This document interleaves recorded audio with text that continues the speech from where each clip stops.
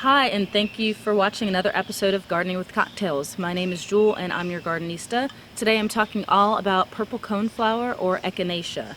I started some Echinacea indoors in my grow room a few months ago, and now it's about time for me to pot them up before I get them ready for transplant in a couple of weeks.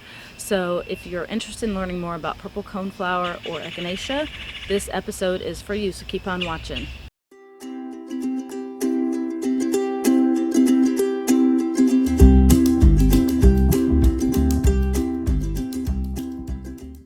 Alright, so we are talking about Echinacea, and I just wanted to let you know how to actually start it from seed. I use these Fairy Morse seeds, and they take about 90 days to bloom after you put them into the ground. And I've got a tray here with some seeds that I started back in, let's see, it was April, like April 6th. I did a process that's called cold stratification. All that is you're trying to pretty much mimic winter. So I got I think this is a burpee seed tray here, and I put my seed start mix in, put my seeds in, and then you want to wet the soil, keep it really nice and moist with the spray bottle, and then you're going to cover it either with plastic wrap or a lid that actually fits on your seed tray. Pop it into the refrigerator for about 30 days, making sure to keep it moist and spraying it about once a week. And then after about 30 days, you should be ready to go to let it germinate how it normally would, as with any other seed start that you would do. So after, let's see, these are 36 cells that I actually put seeds into. A little more than half actually wound up germinating. So, and I still actually have a couple that look like they might still come up. We'll see. But a little more than half actually germinated. So these are tough to germinate. But it's well worth doing it yourself instead of buying it in the nursery, because this pack was $1.78, and I've got about 20 plants here. So I'm going to give a couple away to friends, because these do come back every single year. They are a perennial flower, and they're gorgeous. You see? Super gorgeous. Okay. So, now that we've done our cold stratification process, I went ahead and put them under my grow lights to go ahead and germinate them and to get them to grow this far. So this has been growing for a little over a month now under my grow lights. And then for the past week, I have actually brought them outside slowly on cloudy days like today, so that they can get used to the sun, the wind, and all that. So they're ready to go into peat pots and to be outside permanently. I want to get these a little bit taller. Some of them anyways, I'll get a little bit taller. Some I can go ahead and plant today directly in the ground. The area that I'm planting has a lot of mulch, so I'd say probably 3 inches of mulch. So if I do I'm just going to take one of these out. Squeeze gently. So, you know, I've got about this much to work with here. So I wouldn't want to cover that much of the stem with the mulch. So I'm going to wait just a little bit longer and put these into peat pots. So I will show you how to do that, and then we'll come back later with another video showing how I actually transplant them.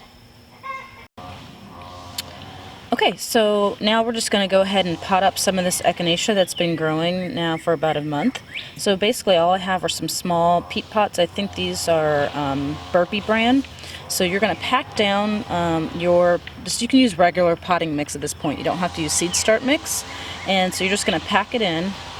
I've used bumper crop potting soil. It's my absolute favorite. I use it for everything. Okay, so you are going to take your seed tray, and you're just going to kind of gently squeeze from the bottom while also gently tugging from up top to get your seedling out. And you're going to take your packed down new pot. And the reason I'm using these peat pots is I can actually put this peat pot directly into the ground, directly into the soil, instead of having to take it out, you know, from a regular pot again. It just kind of reduces some of the transplant shock that you have. So now once you're done putting it in, you're just going to pack the soil down, and I'm actually just going to add a little bit more soil to get it to fill it to the top.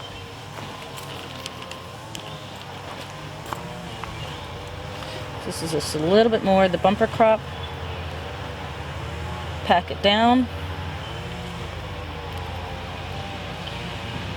I'm going to pack this one down.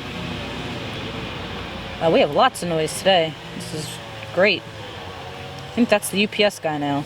Yeah.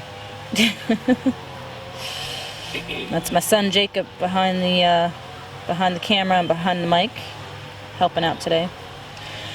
So anyway, so in the end, you have their each own individual plants that will then pot up probably in, I'd say, another week or so. So stay tuned to see exactly how we actually go ahead and transplant and put these into the ground.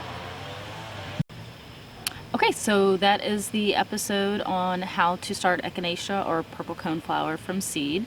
If you liked the video, I would love for you to give me a thumbs up on it, and also subscribe to the channel, because we're going to have a lot of good information on gardening over the next couple of months, going in from summer to fall.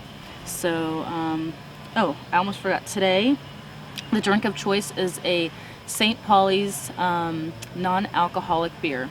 I'm not a huge beer person. However, I live in Maryland, and we had a crab fest last night at the house, and there's some leftover beers, non-alcoholic beers. So I figured, hey, it's about 10 o'clock in the morning right now, so a regular cocktail would probably be kind of weird, so I'll have a non-alcoholic beer, just a sip.